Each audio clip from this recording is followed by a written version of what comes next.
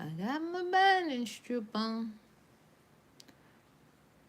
I ain't giving myself an A this time.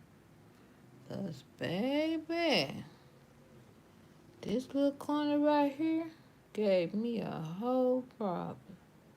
Look where the little fabric got cut off. I added a piece. 'Cause you know that fabric had ended right here. And I didn't want to cut off no whole lot across this line.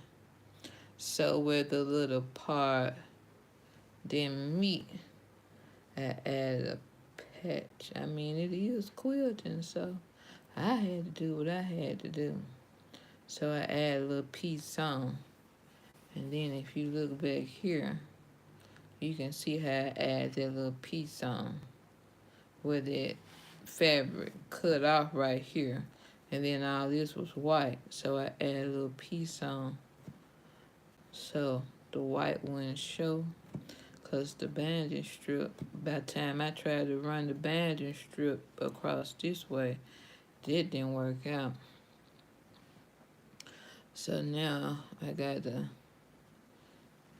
make the best out of this side and all that. So sometimes when you cooking, you know, things don't come out perfect and you just have to do the best you can with the ugly side. So look at this side. Let me show y'all. I did all this good work on this my little carpenter star mug rug. And then this side, no problem. I'll put it on the binding strip. There go my little meter point. No problem. Look at there. Look at that beautiful mitered corner. No problem. Mitered corner. No problem. Struggling mitered corner. Problem. So I don't know. I just have to do the best I can and, you know, the mighty. Hi, thank you for stopping by. I was just showing off that I put my little binding strip on my mug rug, but it's not perfect. This gonna end up being a carpenter star mug rug. So that's what I said. Look at that beautiful mitered corner. And then there's another beautiful mitered corner. Hi, thank you, thank you, thank you. Look at there, another beautiful mitered corner. Now look at this horrible struggling. This mitered corner right here is struggling. So I had to patch this together to halfway make it look decent. Hi, thanks for stopping by. I got to patch this so it'll halfway look decent. And yeah, so then that's why I was showing you all last night that it had got cut off right there. So then I had added a little piece to cover that batten up where this part didn't meet. So look what I had to do. I'm over here struggling. I don't know what an interloop stick is. Can you please tell me? Look, struggling. This don't make no sense. I gotta make the best. All this work and then I gotta struggle to try to piece that together. But like I said, the other parts came out perfect. Look at there. And see, this is where I going to make the join. So you can go back and watch my live last night if you want helpful information on the strip and the join and the mitered corners. Yeah, but look at that mitered corner. Beautiful. Mitered corner. Beautiful. Struggling. I got several projects I've been working on. And I'm just going back and forth, work on this one a little bit, work on this. But I've done several lives on this, and you can go back on my videos to try to, see all the ones that I've been, working on my little project. So it's several lives on this carpenter star, and it should be a couple of videos too. But yeah, so look, struggling. So then I gotta try to flip this over and then try to make something happen on the back. I can still save it though, it just ain't gonna look right. So I would gotta just try to make the best of it. I know I ain't finna pull this strip off here, so it's just, I guess I begin myself a B minus. Cause this right here. Oh yeah. Yeah, let me show you. I'm gonna lay my phone down and show you what I done did. See, now you make me go to my Halloween thing. Hold on, y'all. I'm finna show y'all my Halloween, my little what they call matchstick quilt, and then I'm gonna come back to this. Hold on, y'all.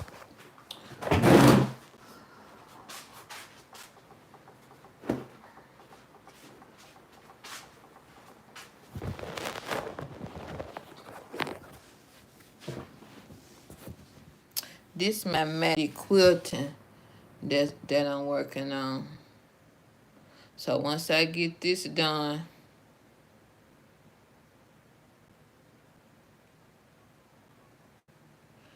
but I feel like, hold on, let me read. But I feel like where you are working, the thread is perfect for the project. You talking about on this, oh, thank you. And if y'all don't mind, make sure you like the video, subscribe, and comment. Y'all comment, but y'all know what YouTube likes. But anyway, back to the quilting project. You know what? I think this is my little signature touch on how I want to do my matchstick quilting. So this how it looks on the front. And I just use painter's tape.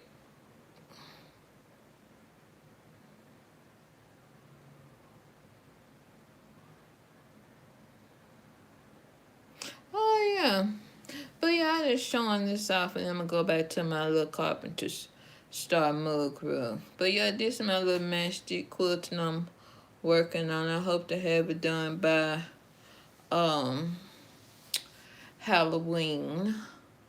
So then I just figured out how to work on, like right there, I'm working on all the black ones, and then I'll go back and do the orange ones. So that's what we're doing right there. But when I finish it,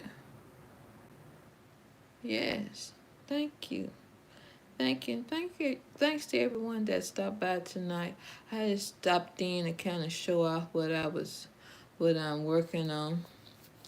But yeah, so I'll be doing, once I get my little Halloween things together, I'll do a video on those. So yeah, I'm just showing off my matchstick with it. But back to this back to this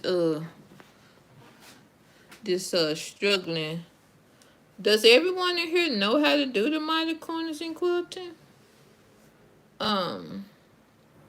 Which side is, oh, this is the struggle side. So I got to try to make some out of it. I mean, like I said, I'm not going to pull this strip off here. So I fold it and then try to make it look halfway decent.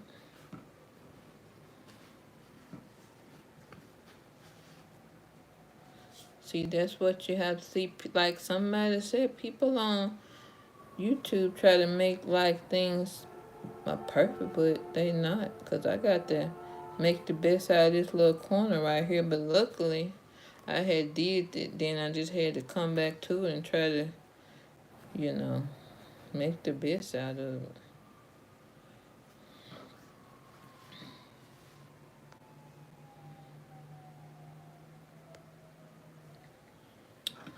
Yep, I'm going to try to do my best and just fold it over like something like that, and then fold this over, and I'll try to force it. And I'll probably just try to do this end before I even, you know, try to do the rest of it, or make sure I make this a priority, try to make it look halfway decent. So based on, I have 4 perfect corners and then a reject corner. So let's see. And then this is my little mug rug. But I like, once you learn how to do the mitered corners, I mean, I don't even use that tool, whatever kind of tool they have. I just put my little strip on and pivot off a 1/4 inch from the end of the line and do that on all 4 sides, and that's pretty much how it go. But it's not hard. And then you just, yeah. But you know what I do? That's what I was saying last night. What I do is machine stitch the strip to the front, and then I'll go back once I, now actually since I have this whole strip on, I can make my joint right here, and then I'll just fold the whole strip over all the way around and pin it down on the back and hand sew it, because if there is a, let me show you something right quick.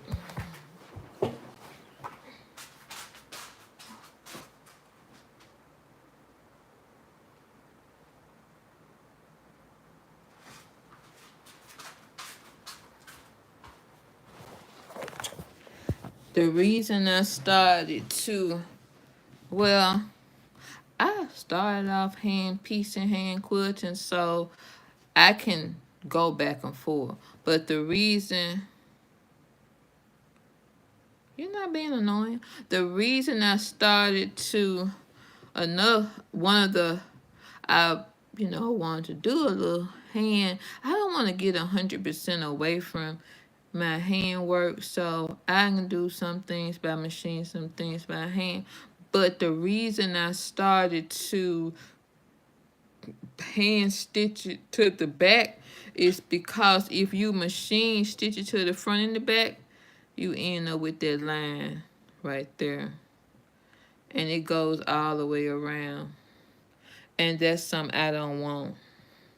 So what I do is machine stitch it to the front and hand stitch it to the back to avoid this line.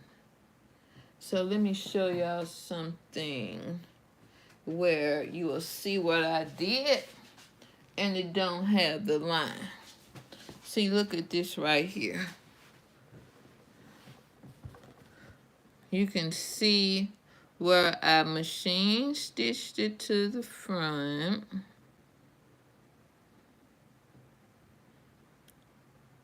And I hand stitch. Now it ain't so cute on the back, but the back is not the show side. The front is the show side. So these my little whip stitches, and I have gotten better at this, but I'm not ashamed to show my work on YouTube. No, you know, it's not perfect, but it's good enough. So this is my, see, I'm a whip stitch on the back. But if you look, since I've hand stitched it to the back, you don't see that line. See, look at that. On this side, let me get a pencil. On this side, I machine stitched it to the front and machine stitch it on the back, and I end up with this line right here. And that's what I want to avoid, and that's what you will avoid by machine stitching it to the front, and I do a little hand stitching on the back. But like I said, I've gotten better with this little whip stitch. And if I would use this little needle right here, this is either this is a needle that you would use to hand piece or hand quilt. I mean, I don't know if it's a between or a sharp. It's one of them, but if I would use this instead of my darning needle to do my whip stitch, these stitches wouldn't be so ugly. But like I said, the back is not the show side. So whenever I feel like trying to make it look a little bit perfect or better, I can use this little hand needle instead of what I use. Oh, let me show y'all. I got my darning needle right here. If I can get to come out this pen, because this darning needle. So this darning needle is what I use to do this.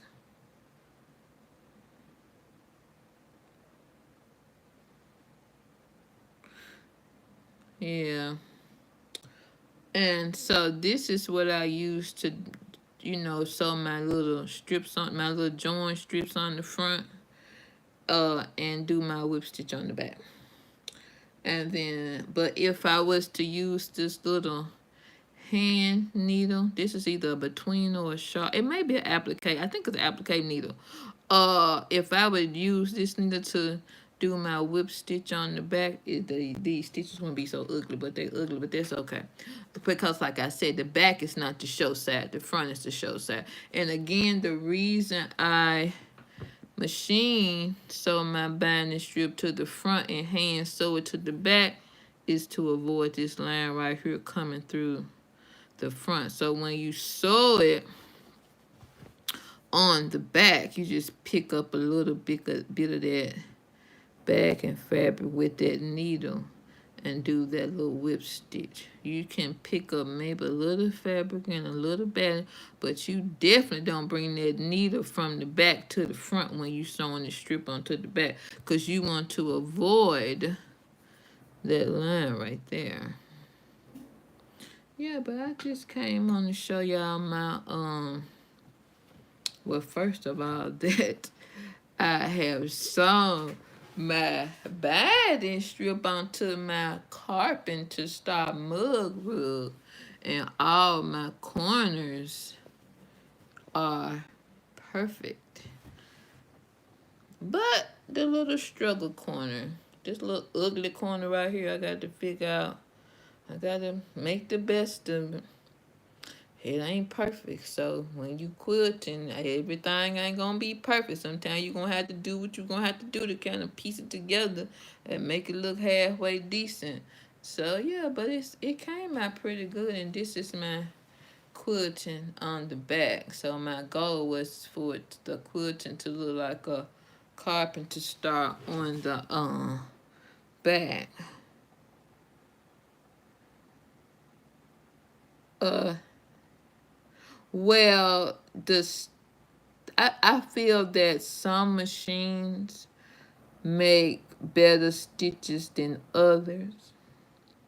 As far as the stitching is concerned, the hand quilting stitches are preferred. Nothing beats the hand quilting stitches.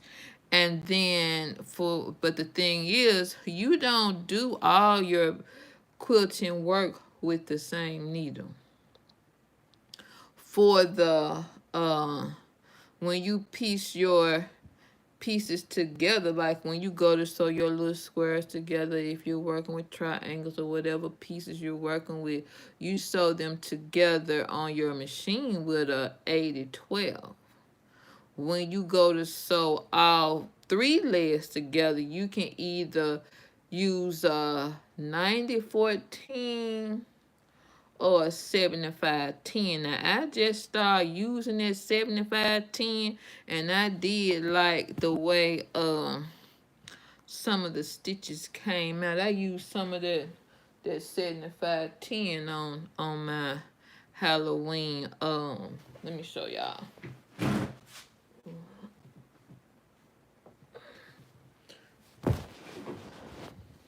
I use on some of these stitches here. Some of them I use the 90-14 needle, and some of them, like they're right there. I think that's really pretty. I use that 75-10. But for these right here, for the most part, I use the 90-14 needle. So what I sometimes do is get the pack of machine needles that have at least three different sizes. It may have a 80-14. It may have the 80-12. That's what you use to sew your little squares together once you get them cut out. When you go to sew all three layers together, you can use that 90-14, which is the preferred. Or I just started using the 75-10 on here, and I did like the results of the 75-10. So those are the three machine quilting needles you will use in your quilting, but for sure would not use the same needle to do everything. You use one needle for the piecing and one needle for the quilting when you go to sew all three layers together. That's what you call quilting. The actual quilting is when you go to sew all three layers together. When you sewing the pieces together, that's piecing. Well, I don't know anything about a 50-10. It's the now that I know about the 50 weight thread, which is the preferred thread for quilters. I don't know anything about a 50-10 needle. I only know about the 90-10 for the sewing three layers together, the 80-12 to sew your pieces together, and you can also use that 75-10 I don't know. Oh, 50/10. Okay, thank you. Yeah, but I just came in to you're fine. You good. But yeah. So if you're a quilter that normally stitches in the ditch, then you should think about the matchstick quilt. And all I do is just use the painter's tape to make the first line, and then I just use the line that I've sewn as a guide for the rest of the lines, and I run it along the edge of the well, since I just did this, I did use a 1/4 inch foot. I ain't gonna lie. Like if I'm using quilting like little small items like one layer of batting, I'll use the 1/4 inch foot. But normally when you go to sew all three layers together, you're supposed to use the walking foot. But if the stitches look good and you want it uniform, then you can probably get away with the using that walking foot, to quilt all three layers together. But it's not a guarantee because sometimes it may not look right. But yeah, I just came in tonight to show you all basically my little struggle corner. So hopefully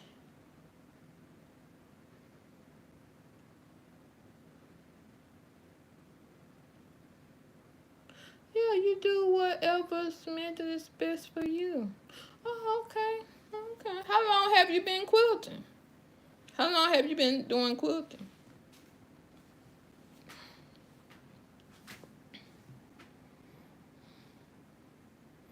Okay. Well, yeah, I'm just showing you all that I had put my strip on. And I will be, I should be finishing all my little binding strips tomorrow, because all I really have to do is, do the join and then sew the strip onto the back. So